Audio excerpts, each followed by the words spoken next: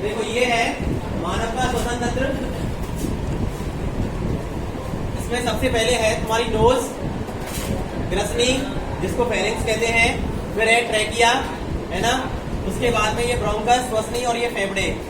इसमें ये जो बायां फेफड़ा है ये साइज में थोड़ा सा छोटा है और दायां फेफड़ा थोड़ा सा बड़ा है। रीजन इसका ये होता है कि बाएं फेफड़ा जो है इसकी तरफ हल्का सा हमारी जो चेस्ट कैविटी है इसमें यहाँ इस तरफ हल्का क्या होता है, हार्ट होता है, और हार्ट की वजह से ये स्पेस कम होने की वजह से ये थोड़ा छोटा है और ये बड़ा है। दायां फेफड़ा जो राइट लंग है वो 3 पार्ट्स में बटा है और जो बायां फेफड़ा है वो 2 पार्ट्स में बटा है। यहाँ जो नोज है, नोज के अंदर होते हैं हेयर्स एंड म्यूकस, बाल होते हैं और श्लेष्मा होती है।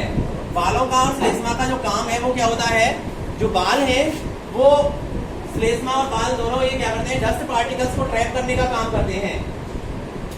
डस्ट पार्टिकल है, कार्बन के पार्टिकल्स है, या फिर हम कहते हैं बैक्टीरियल एंट्री को रोकते हैं, है ना। जैसे आप लोगों ने देखा होगा कोरोना के टाइम पे जब कोरोना अंदर रेस्पिरेटरी सिस्टम से गया था, अंदर हम बीमार हुए थे, तो ये उनको रोकने का काम करता है। यहाँ जब नोज है आगे चल करके ये जो नोज है, दोनों नोज के ये दोनों नॉस्ट्रिल्स कहलाते हैं, इसको नॉस्ट्रिल्स कहते हैं। और नॉस्ट्रिल्स को जो अलग करता है वो है सेप्टम। वो क्या होता है, सेप्टम। तो यहाँ से आगे जब हम आगे चलते हैं तो जो श्वसन तंत्र है वो श्वसन मार्ग जो है थोड़ा सा लंबा है, हमारे फेफड़ों तक जब जाता है, क्योंकि वो जो एयर है वो एयर को हमारी बॉडी के अकॉर्डिंग कर देता है, एयर को हमारी बॉडी के अकॉर्डिंग कर देता है। अगला आप लोगों ने देखा होगा कि भाई सर्दियों में जब होता है तो टेम्परेचर बहुत कम हो जाता है और हमारी बॉडी का टेम्परेचर 37 डिग्री सेल्सियस है, तो उसको हमारे बॉडी के टेम्परेचर के जैसा होना चाहिए, नहीं तो हम बीमार हो जाएंगे। तो इस वजह से वो हमारी बॉडी का टेम्परेचर के जैसा टेम्परेचर कर देता है एयर का, जब तक वो अंदर जाती है सफेद से टच होकर के। यहाँ ये लैरिंक्स है, लैरिंक्स आगे चल करके ट्रैकिया में खुलता है। ये ट्रैकिया है, ट्रैकिया यानी कि श्वास नली।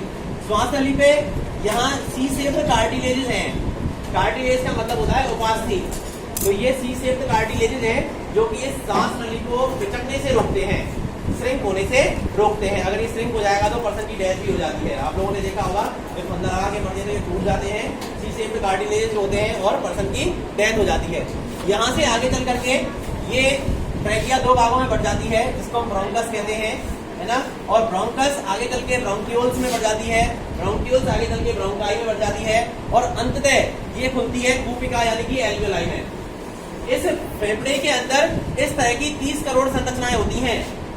ये बहुत छोटी संरचना है, यानी कि आप लोगों ने देखा होगा जो पाप देखा है, पाप के अंदर छोटे छोटे से होल होते हैं, तो ये इस तरह की संरचना है। जो स्पंज होता है, स्पंज के अंदर छोटे छोटे से होल होते हैं, इस तरह की संरचना है। जब इसमें एयर भर जाता है तो ये संरचनाएं फूल जाती हैं, बलून लाइक स्ट्रक्चर्स, और फिर हमारे फेफड़े भी फूल जाते हैं। जब हम सांस को अंदर लेते हैं तो अंदर लेने की प्रोसेस को हम कहते हैं निश्वसन, इनहेलेशन, जिसमें 2 सेकंड का समय लगता है। और जब हम सांस को बाहर निकालते हैं तो उसको हम कहते हैं एक्सेलेशन, उच्छ्वसन। क्या कहते हैं, उच्छ्वसन। उसमें 3 सेकंड का समय लगता है। और इन दोनों प्रक्रियाओं को अगर मिला दें, निश्वसन को और उच्छ्वसन को, तो सम्मिलित रूप से हम कहते हैं क्या, संवातन क्रिया। क्या कहते हैं, संवातन क्रिया, जिसको ब्रीथिंग कह देते हैं। क्या कहते हैं, ब्रीथिंग, श्वासोश्वास। तो इसमें टोटल समय जो लगता है वो लगता है 5 सेकंड का। जब हम एयर को अंदर लेते हैं तो उस टाइम पे जो गैसेस का रेशो होता है वो होता है 78% तो होती है उसमें नाइट्रोजन, 21% होती है ऑक्सीजन, 0.03% होती है क्या, CO2, और 1% में होती है क्या, अदर गैसेस। तो अब आप देखोगे, लेकिन जब हम बाहर निकालते हैं तो बाहर निकालते समय जो गैसेस का रेशो होता है वो होता है 78% नाइट्रोजन, 17% ऑक्सीजन, 4% कार्बन डाइऑक्साइड और 1% में अन्य गैसें। तो हम देख रहे हैं कि ऑक्सीजन घट के 21 से कितनी रह गई, 17, और कार्बन डाइऑक्साइड बढ़ के क्या रह गई, 4 हो गई। लगभग 0% था, वो कितनी हो गई, 4% हो गई। तो हम कह सकते हैं कि ऑक्सीजन काम में आती है और CO2 बाहर निकल जाती है, CO2 बन जाती है। होता क्या है, जब ये गैसेस सारी की सारी अंदर जाती हैं तो उन गैसेस में से जब हमारी लंग्स जो है, लंग्स की अंदर वाली सतह पे क्या रहता है, ब्लड फ्लो करता है, और ब्लड में होती है आरबीसी, और आरबीसी में क्या होता है, हीमोग्लोबिन। तो वो हीमोग्लोबिन जो है ऑक्सीजन के साथ में अटैच होगा और हीमोग्लोबिन का ऑक्साइड बनाएगा, और ये हीमोग्लोबिन का ऑक्साइड हर एक सेल्स तक जाता है और वहां जाके ऑक्सीजन को जब रिलीज करेगा तो ये ऑक्सीजन क्या करेगी, ये ऑक्सीजन ग्लूकोज को तोड़ देगी किसमें, कार्बन डाइऑक्साइड में, जल में और ऊर्जा में, और वो कार्बन डाइऑक्साइड वापस से यहीं आती है और फिर बाहर निकाल दी जाती है।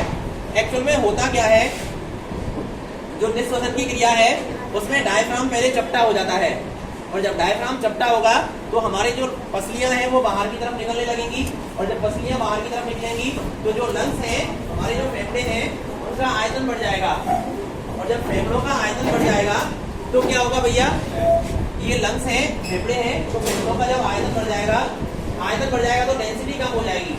डेंसिटी का मतलब होता है घनत्व। डेंसिटी का मतलब क्या होता है, घनत्व। जब आयतन बढ़ जाएगा तो घनत्व कम हो जाएगा, और जब घनत्व कम हो जाएगा तो सीधी सी बात है प्रेशर भी क्या हो जाएगा, कम हो जाएगा, और जब प्रेशर कम होगा तो ऑटोमेटिकली एयर जो है बाहर से अंदर की तरफ मूव कर जाती है, एयर जो है बाहर से अंदर की तरफ मूव कर जाती है, तो उस प्रक्रिया को हम कहते हैं निःश्वसन। क्या कहते हैं, निःश्वसन, यानी कि इनहेलेशन। और जब फ्लैटन पोजीशन में था डायफ्राम, लेकिन जैसे ही वो डायफ्राम क्या होता है, वापस से अपनी पुरानी स्थिति में आता है, तो क्या हो जाता है, ये जो लंग्स हैं वो श्रिंक होने लगते हैं, पिचकने लगते हैं, और एयर जो है वो बाहर निकाल दी जाती है, पसलियां भी अंदर की तरफ मूव करने लगती हैं। पसलियों से एक तरह की मसल्स जुड़ी होती हैं, वो मसल्स और डायफ्राम ये दोनों साथ में मिलकर के काम करते हैं। उन मसल्स को हम कहते हैं इंटरकॉस्टल मसल्स। क्या कहते हैं, इंटरकॉस्टल मसल्स। बनाओ ये